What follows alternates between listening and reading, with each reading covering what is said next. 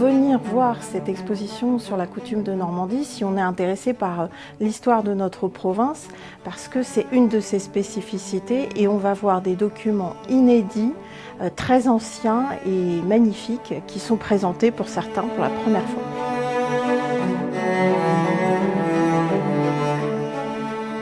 Toutes les régions en France disposaient d'une coutume, un corpus d'usages qui régissent la vie de ses habitants. Mais aucune n'a eu une telle longévité qu'en Normandie.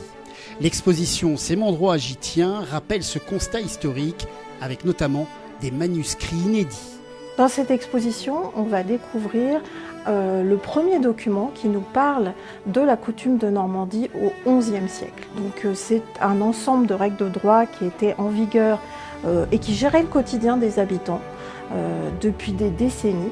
Et on va découvrir les documents anciens qui nous présentent cette coutume et aussi comment vivaient les Normands, selon quelles règles ils devaient agir. Le territoire du Royaume de France, il est divisé avant la Révolution en deux parties.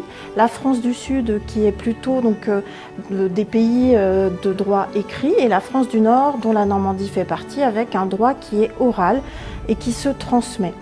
La spécificité de la coutume normande, c'est la première coutume mise par écrit et elle a aussi comme spécificité sa longévité.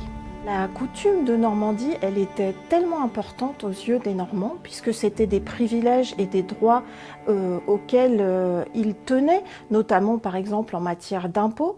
Donc ce sont des textes qu'ils ont décorés avec des peintures, avec des encres naturelles, des fois avec de l'or dans les peintures.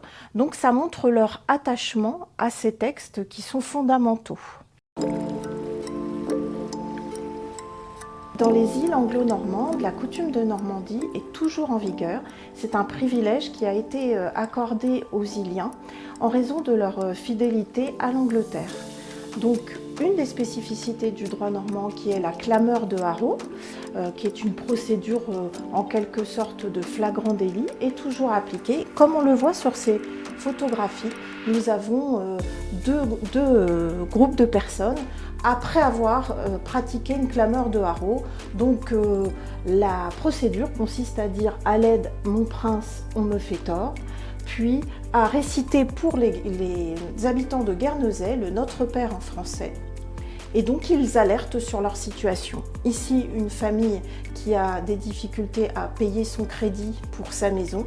Ici, un homme dont le voisin a demandé qu'il retire l'épave de sa propriété. Une exposition à découvrir aux archives départementales jusqu'au 23 juillet.